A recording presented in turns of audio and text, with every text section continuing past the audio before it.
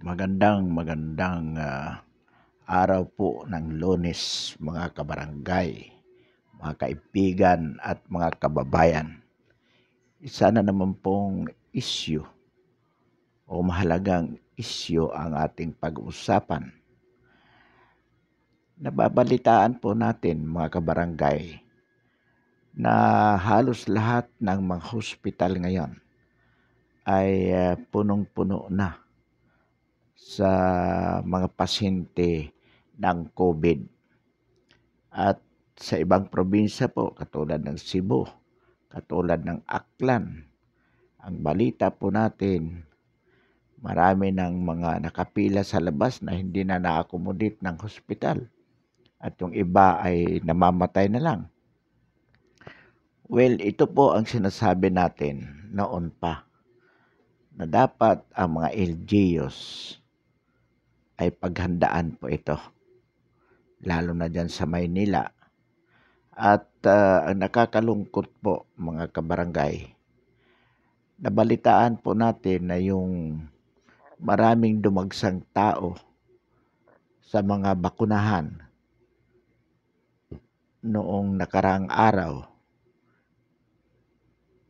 Yung pala po ay sabi ng ayon sa report ay sabotahe po ng iilang mayroong masamang balak o anuman na ang layunin marahil ay pahiyain ang ating pamahalaan o kaya naman ay upang maisisi sa ating Pangulo kung sakali man mayroong ganitong mga mangyayari na maraming magiging biktima ng COVID-19. Sasabihin na naman nila pagkukulang ito ng pamahalaan, lalo na po ng ating Pangulo. Nakakalungkot po na mayroong mga taong kayang gumawa ng ganong pansabotahe upang ang layunin lamang ay pahiyain ang ating Pangulo. Ngunit hindi alintana ang panganib na dulot nito sa ating mga kababayan. Yun nga po ang sinasabi natin na sa ganong mga pangyayari na mayroong mga rally, mayroong mga pagdagsa ng mga tao sa panahon ngayon, ay madali pong mahawa sa itong tinatawag nating Delta variant. Kaya nga po sinasabi natin hindi ito pwedeng biruin. Hindi po ito dapat gawing isyu sa politika ng mga kalaban ng ating Pangulo. Alam po natin na wala namang ibang gagawa ng ganyang mga sabotahe, pananabutahe kung hindi itong mga kalaban ng ating pamahalaan. Halimbawa po dyan yung mga makakaliwa, yung mga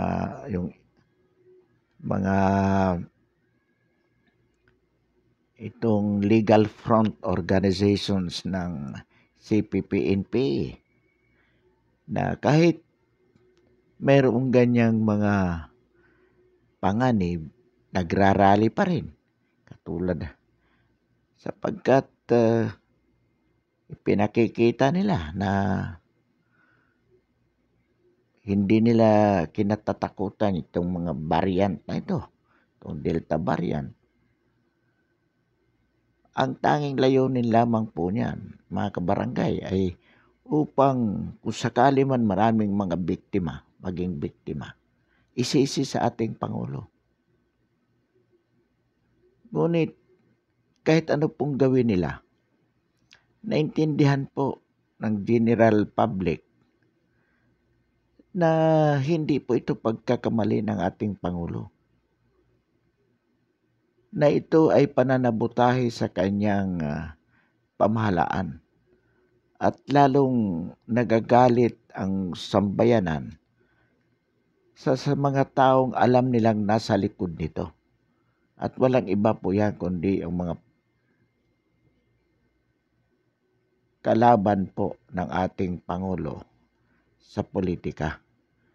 Sapagkat itong mga taong ito, everything is being politicalized to the extent that even they are risking the lives of the people. At ito namang mga kababayan natin, mga kababayan na nagpapagamit sa ganitong mga estratehiya ng kalaban ng ating Pangulo. Mga kababayan, sa kaunti pong halaga na ibinibigay sa inyo, isinusugal po ninyo hindi lamang ang inyong buhay, bagkus ang buhay ng buong pamilya ninyo. Sapagkat kung kayo po ay mahahawa, lahat po ng membro ng pamilya ninyo, posible pong mahawa. Kaya huwag po kayong padalos-dalos at lalong huwag po kayong magpapagamit sa sinong mga tao kapalit ng anumang pangako. Sapagkat sa huli po, kayo po ang malalagay sa alanganin. Pati buhay po ng inyong mga mahal sa buhay ay nailalagay po ninyo sa panganib dahil lamang sa inyong balintunang paniniwala na labanan ang pamahalaan. Ang ating pamahalaan, lalo na po ang ating Pangulo, ginagawa po ang lahat upang sa kabila ng kahirapang ito, tayo po ay makaraos sa pinakamadaling paraan. Kaya, at ito po ay nakikita ng karamihan. Kaya nga, kahit anong paninira sa ating Pangulo, mataas pa rin. He has high performance rating. Kasi nakikita po yan ng ating ng karamihan ng ating mga kababayan na nag-iisip ng tama that the President is doing good for the people. And they believe the sincerity of the President, all his efforts together with that of the people around him. Ang kailangan lang po natin talaga ay makipagtulungan, especially at these hard times. Ang sinasabi po, bagsak ang ekonomiya. Nadagdagan ang walang mga trabaho, nadagdagan ang mga lalong naghirap na sambayan ng Pilipino. Well, that cannot be denied. That is a natural consequence of this worldwide pandemic. Talaga pong hindi maiwasan yan. The most that we can do, the most that the government can do, is to alleviate the hardship in whatever way. Pagaanin po yung kahirapan na nadarama ng sambayan ng Pilipino. Alam naman po natin, hindi lang ito sa ating bansa. It is all over the world. Pandemic po ito. So the most that the people can do is to cooperate in whatever way, especially the observance of the health protocols. Sapagkat iniiwasan po natin ang kumalat at hindi na ito makontrol at hindi na kayang i-accommodate ng ating mga hospital. Ang sabi nga ng mga balita, nasa critical level na po ang lahat ng hospitals natin. Ano po ibig sabihin nun? Na punong-puno na po. Kung madadagdagan ng maraming magkakasakit, hindi na po sila maipapasok sa hospital. Kulang na po ang ating mga health workers na mag-aasikaso. So, ano pong magagawa ng sambayan ng Pilipino? Pilitin na huwag nang madagdagan na magkaroon pa ng hawaan. Kumbaga, individually, is obliged, every individual is obliged to take care of himself. Sabi nga natin, preventive is better than cure. So, para hindi na tayo makadagdag po sa mga hospital na kulang na nga, ingatan natin ang sarili natin na hindi tayo mahawa. At sa pamamagitan po ng pag-iingat natin sa ating sarili, iniingatan din natin po by taking good care of ourselves. At the same time, we do take good care of others, especially those who are our loved ones. Yung kasi sila po ang may kasama natin sa pamilya. So sila po ang mahahawa natin kung tayo ay mahahawaan. Samantalang kung hindi po mahawaan tayo o sino man sa ating pamilya, ang buong pamilya po ay hindi magkakaroon o hindi mahahawaan ang sinumang membro ng pamilya. And if every family is doing that, then makontain na po the transmission of the Delta variant is in effect contained, nalimitahan na po.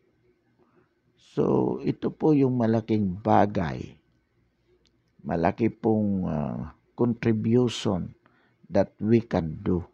In fact, this is the best that we can do para na rin sa ating sarili. Dahil mahirap magkasakit kung ikaw ay hindi madadala sa hospital, most likely matutuluyan ka po talaga. At kung ang iyong mahal sa buhay ang mahawaan, mamatay, masakit din po sa atin yon. So, it is not a matter of politics. It is not a matter na pahiyain mo ang ating Pangulo para may issue sa laban sa kanya at sa kanyang administrasyon pagdating ng halalan next year. No.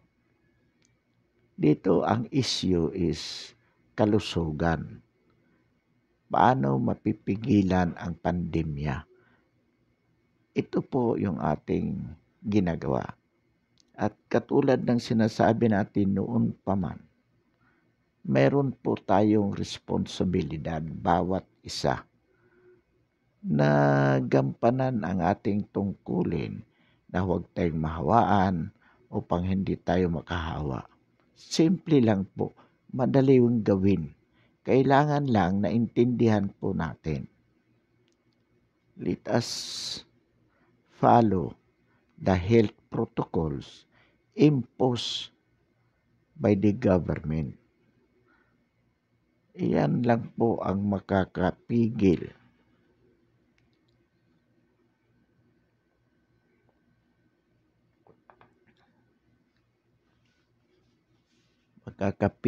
sa malawakang hawaan na ngayon ay tila baga nagkakaroon na po ng nakikitaan na natin na talagang marami na.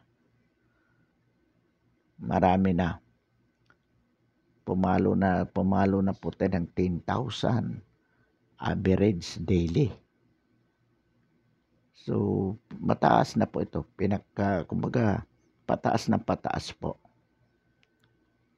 So, muli, inuulit po natin. Lalo na doon sa mga nagpagamit, mga sumakay dyan sa isyo at dumagsa sa mga vaccination centers. Hindi po maganda yan. Huwag na po tayong paggamit, mga kababayan, sa susunod na mga darating na panahon. Huwag po ninyong ilagay sa panganib ang sarili ninyong buhay. Okay po. Sa ibang balita, ang PDP Laban po, ito yung partido ng ating Pangulo, ang Executive Council nito, ayon sa balita ay nagkaroon na ng resolusyon kung saan isinusulong si Senator Bongo as president, and Rodrigo Roa Duterte for vice president. Ito po ay recommendation po in terms of a resolution by the Executive Council of the PDP Laban, which is the party of the President. And accordingly, ito po, it will be submitted to the General Membership Meeting, Assembly, or Convention this September. Well, ang tanong po natin dito, talaga po ba ang magiging bit ng administration ay Go Duterte?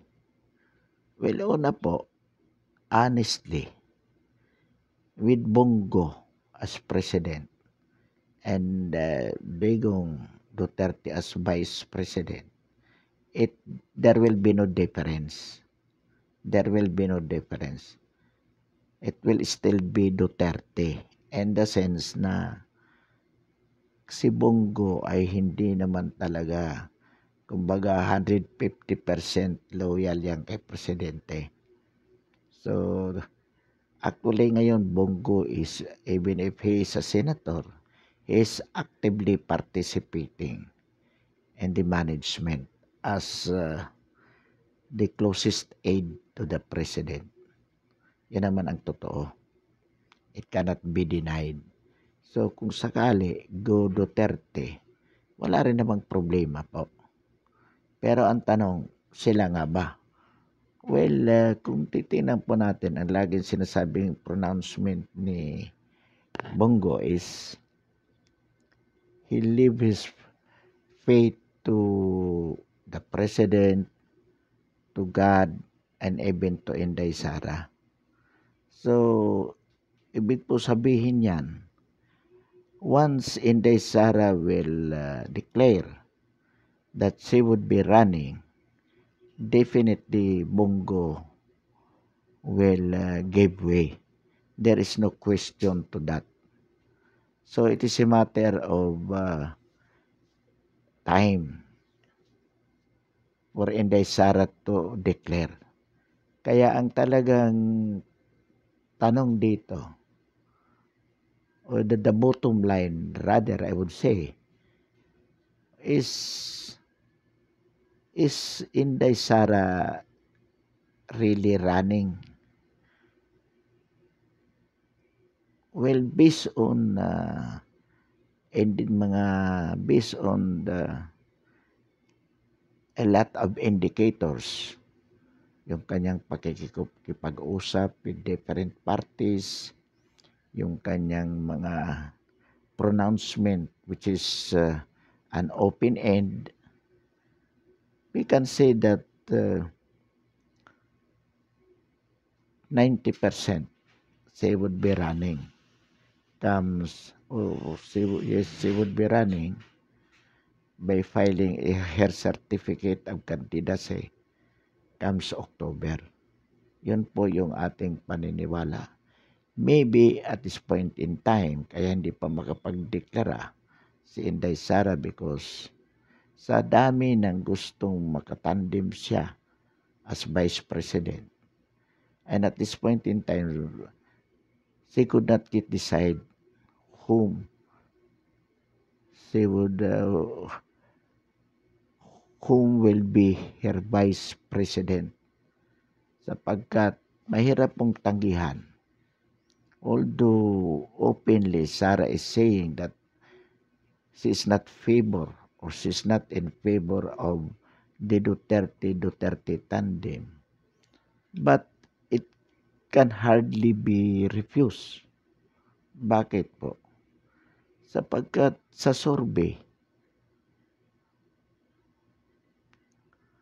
si Digong ay nangunguna for Vice President among all contenders. And that cannot be just set aside. Kasi pulso po, ang Duterte tandem ay lagi pong nangunguna sa survey. So, hindi po basta yan mababaliwala. O medyo mahirap yan isang tabi na lang. In fact, even the popularity of Sara is by reason of Duterte, Digong the president. Although, of course, Sara has her own charisma. Nevertheless, it cannot also be denied that a lot of people support her because of her father. That is the truth of the matter. Kaya at this moment, pwede pa rin po nating sabihin that it will still be a Duterte 19%. Hoping for that. Iyon po ang basa natin sa sitwasyon. Maaring ayaw lang nila magdeklara ng maaga sapagkat especially kung magiging Duterte, lalo na laging sinasabi ni Isko, pamana, dynasty, hanggat maaari, medyo iniiwasan yon. But if the wind will not change, and we believe it will hardly change anyway, talagang it will be at the end of the day, Duterte, 90% at the moment. Ngayon, yung sambayan, the opposition in general with Robredo accordingly talking with all oppositions, hoping for a unified o a single opposition candidate. Noon pa po sinasabi natin na hindi po, mukhang imposible po. Bakit? Everyone is vying. Everyone wanted to be a president. And they could not just give way their ambition to some people, to anyone whom they believe they would be supporting in the opposition level. Halimbawa po, si Lacson ang compromising yan. Although meron siyang in-offer na formula of unification. But Pacquiao, hindi mo rin basta mapapaurong yon. Si Binay as possible tandem ni Pacquiao, nag-withdraw na because he joined with Lacson as a senatorial candidate. Bakit? Iniiwasan po na mas sensationalize ng husto yung UMAC, yung University of Makati, which granted diploma to Pacquiao. Siyempre, pagdating sa halalan, mauungkat yan.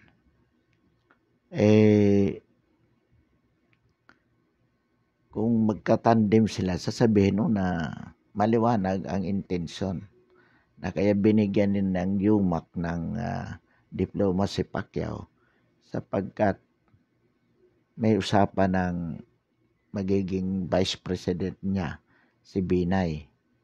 So, para maputol yung isyo, ma-disassociate ang mga Binay sa diploma na yan, Binay Jijomar, the former vice president, is now with Lacson as a senatorial candidate. So, sino posibleng makatandem ni Pacquiao? Most probably, it will be Isko Moreno. Si Isko mukhang itinutulak ng kanyang mga sponsor, kapanalig, mga boss. Sino ang boss? Ay di si Season, si PPNPA, NDF, na kung hindi man maging presidente, vice president, siguro sabi nila hindi natin kaya maging presidente o vice president ka na lang. Sapagkat kung si Pacquiao ay talagang tatakbo, wala nang magiging katikit si Isko unless he himself will run as president. Tapos katikit niya as vice president si Crispo or Pacquiao Crispo o Moreno po. Tapos kung walang vice president si Pacquiao, baka si Pimentel ang kunin na lang na maging vice president. So, ito yung magiging senaryo. But now, si Bongbong Marcos. Pag hindi kinuha ni Sara na vice president, tatakbong president. Pero hindi mananalo po si Bongbong. Kaya kung advice natin kay Bongbong, kung di siya ma-pick up na senator, na vice president ni Sara, di tumakbo na lang siyang senator kung makukuha siya. Kasi ang problema ngayon sa ticket ni Sara,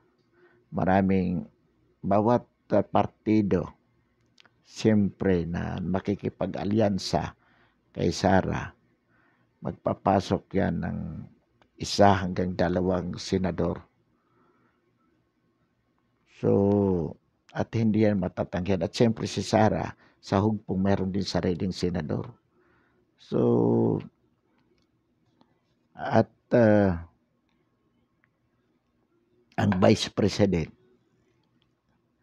at least ibigay nila kay Sara ang choice, ay pag-uusapan din. Ang PDP laban naman kaya naman Go Duterte ang isinusulong nila at the moment sapagkat una, wala pang declaration si Sara. Pangalawa, it is prudent for the PDP laban na dapat ang kunin nilang slate ay yung mga membro ng PDP laban. And Sara Duterte is not a member. So at this early, she cannot be adopted by the PDP laban unless pagdating sa convention may-raise ang question na yan and the convention will decide to adopt Sara as vice president. As president. And Digong vice president, doon mapoformalize ang Duterte. Magiging mapoformalize na yan. And that will be good kasi kung September ang convention, it will be a matter of month. Filing na. So yan po yung ating, bago po natin wakasan ang ating talakayan, nais po natin liwanagin, bakit po lagi nating promote, ina-advance tong idea na to. Sapagkat ang sinasabi po natin, we want to continue the legacy of President Rodrigo Roa Duterte by way of having Sara as his successor. Pansamantala po, wawakasan natin ang ating talakayan ngayong araw. At muli, maraming salamat. Naanyayahan po natin ang ating mga tagapakinig na i-subscribe po ang ating channel YouTube bilang suporta. Muli, maraming salamat.